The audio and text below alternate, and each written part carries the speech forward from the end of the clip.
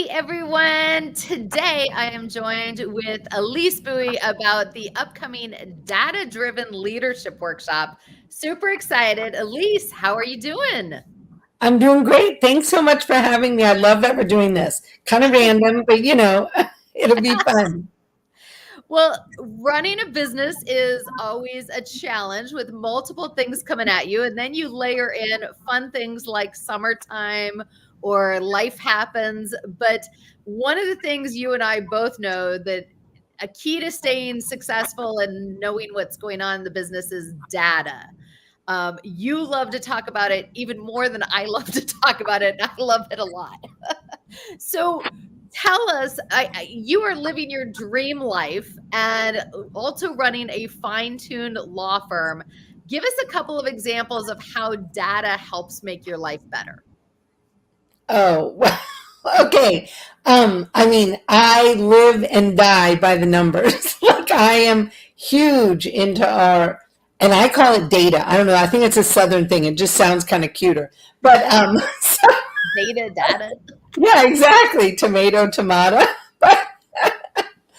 So, but I mean, it's everything to me. Like we have, people on our team who pull data in all different areas. I mean, from, the very beginning when we think of like, marketing and intake and sales. I mean, I know every single day how many calls came into our firm. I know how many minutes it took for those calls to be addressed. I know how many fee agreements went out based on how many consults were had, so I can see that the marketing is working, on a very day-to-day basis. That's super peace bringing to me because there's no day that I'm like, oh my gosh, I wonder what's happening, like what's going on? Will we have clients? I don't wonder about that. Like I see every single day. Okay, we had 18 new client calls today. We had 13 consults, and so I'm able to track that. That is really helpful. But then on like the other side of the thing, you think about those things at the beginning. I then track all the middle pieces, about the billables, the non-billables. I know what people are spending their time doing. So I know if we have somebody who's, maybe they're working really hard, but they're not actually being very efficient or productive. And so we can look at that. And that's really important too, because that impacts my team's stress level. Like I could have somebody who's like working like a crazy person, but for some reason they're not meeting their billable goals, so they're not earning their bonuses.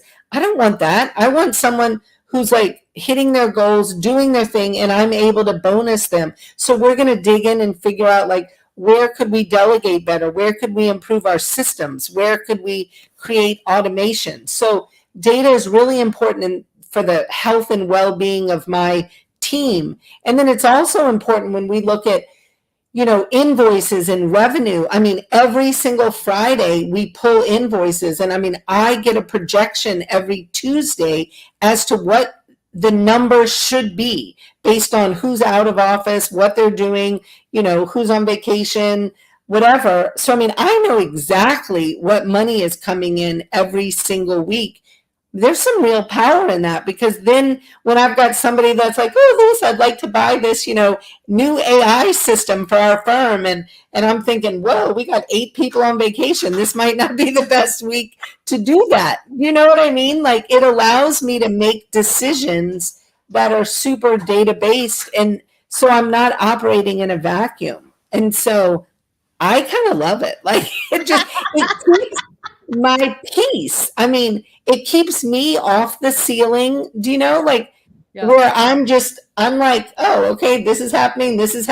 And, when little tweaks need to be made, I can like send a report to my second in command and say, did you notice this? What are your thoughts? Like, I mean, and she might have already noticed it, figured it out, and she's got a whole plan in place, but it sure makes it easier when we have the data to back up any conversation, I love that you love this even more than I love this stuff. I Um, do. so I've got to tell you, I mean, we're doing this workshop in August specifically to kind of help more business owners really grasp and understand how data gives you this power. But can you connect the dots with the difference between just you knowing it and with you being able to use this data to have honest conversations with people and be objective using numbers rather than just subjective conversations?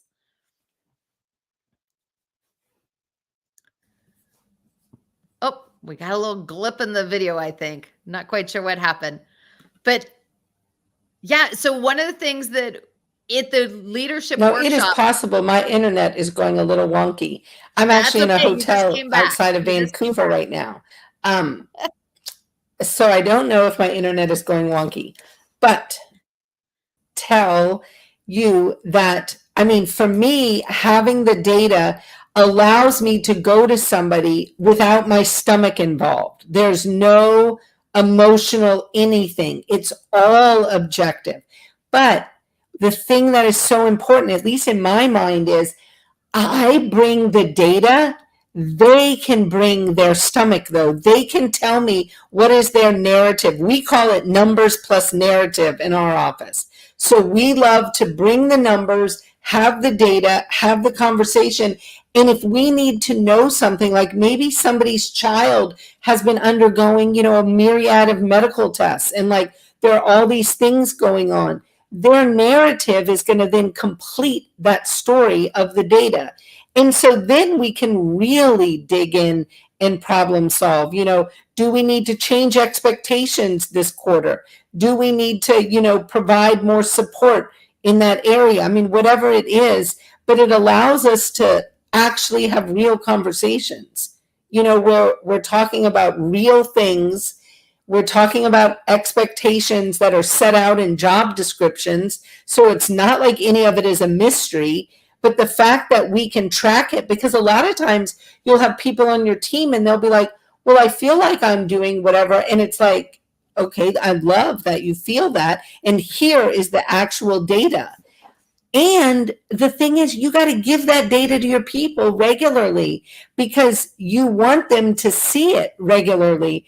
And I was talking to somebody recently and they were asking about, having one of those hard conversations, like, maybe letting somebody go. And they were like, well, how do you handle that?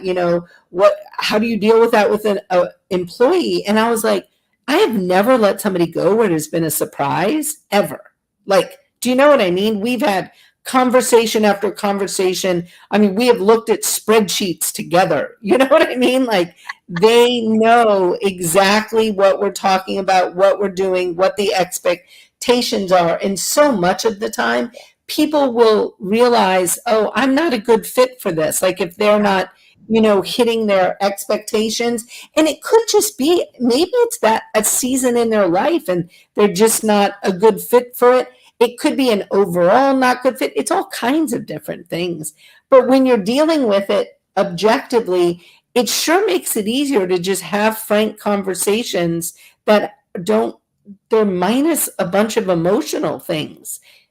And the thing Absolutely. I see a lot of law firm leaders have is like anger. And I'm like, that is not an emotion that I bring to my team where I'm like, oh my God, you're not doing this. Like, that's not at all. I mean, because I'm usually like, okay, I wonder what the problem is, because I can see that there's a problem in the objective data. And then we can dig in and find out, like, what's going on. I mean, we have uncovered all kinds of things that people are dealing with, and then it allows us to really support them. Absolutely.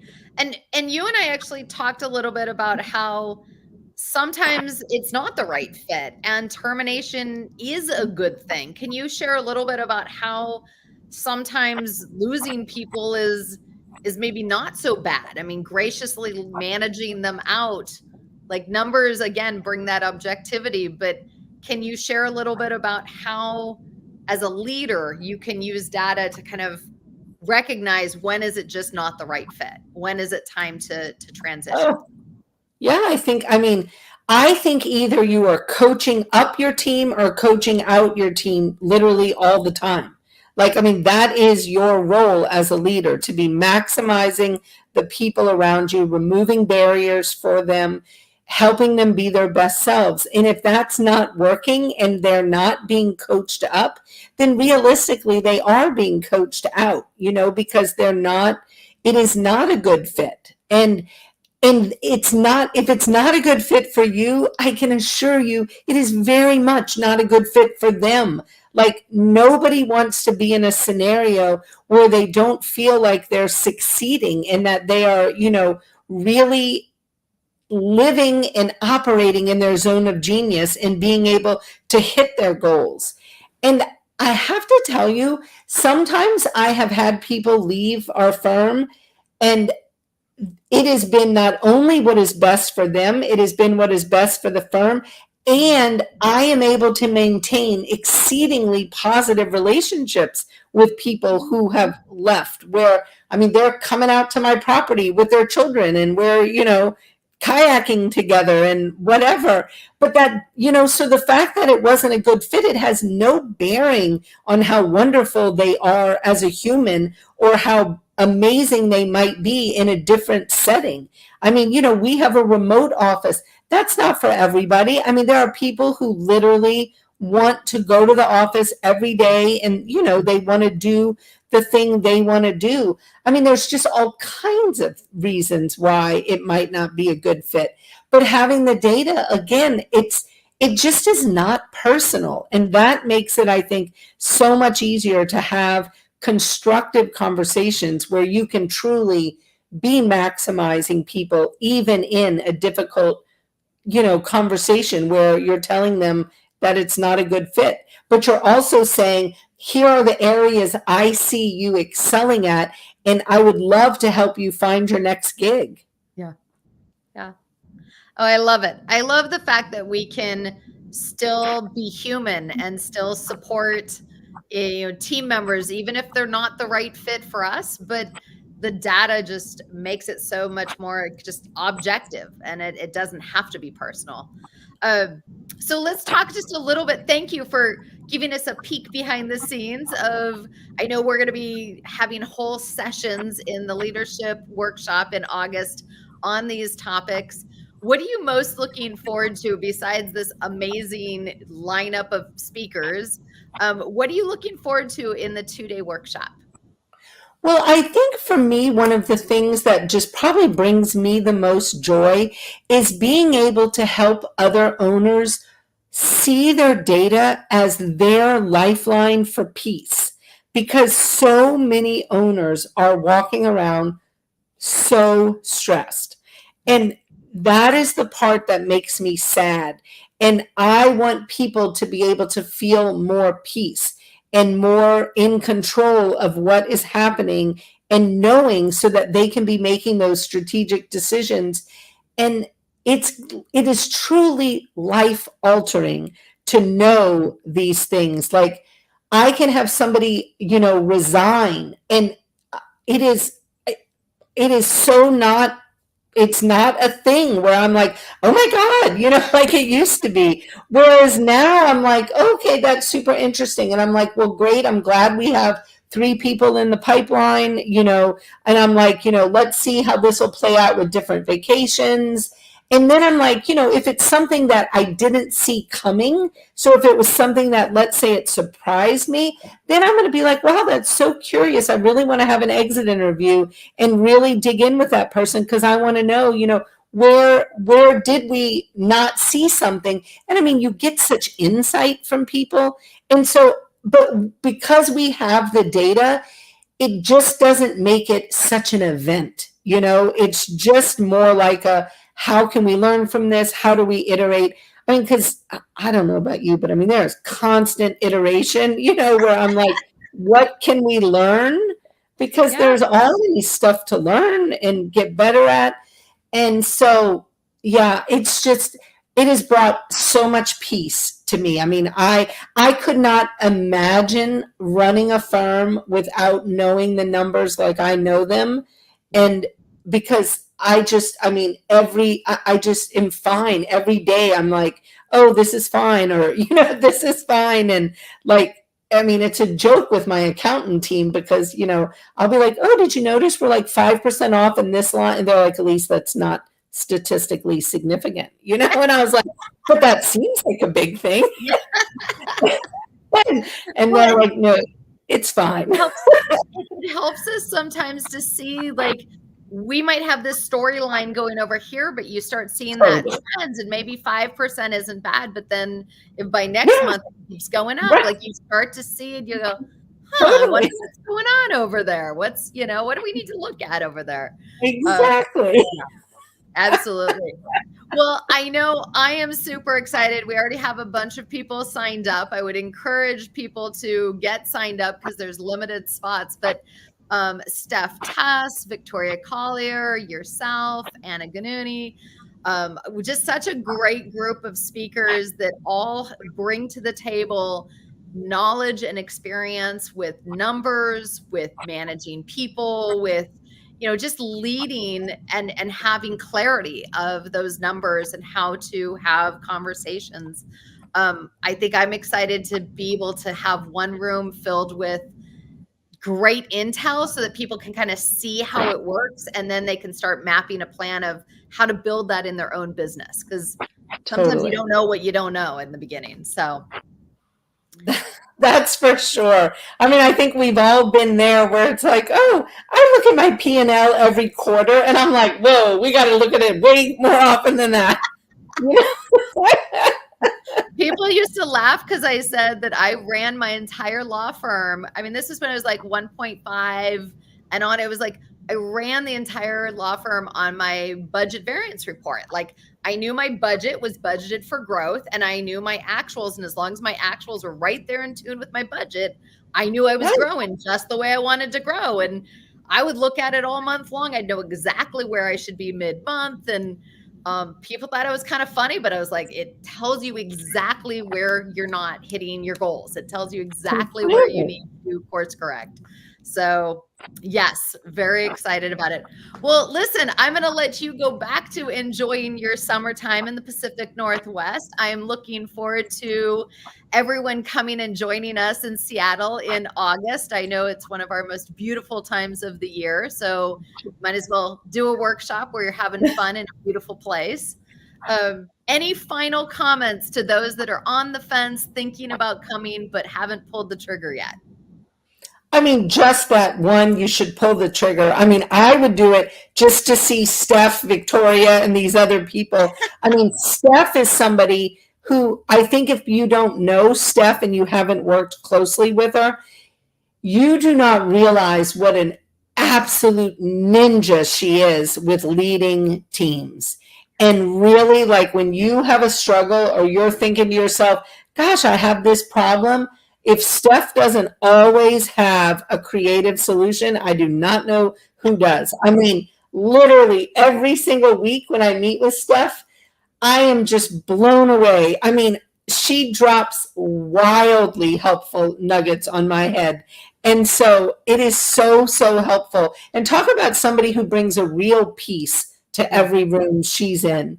And I think that is such a powerful, powerful combination, that ability to lead and also be that lowest heart rate in every room. And I think if we all could learn that, our lives would look so much better.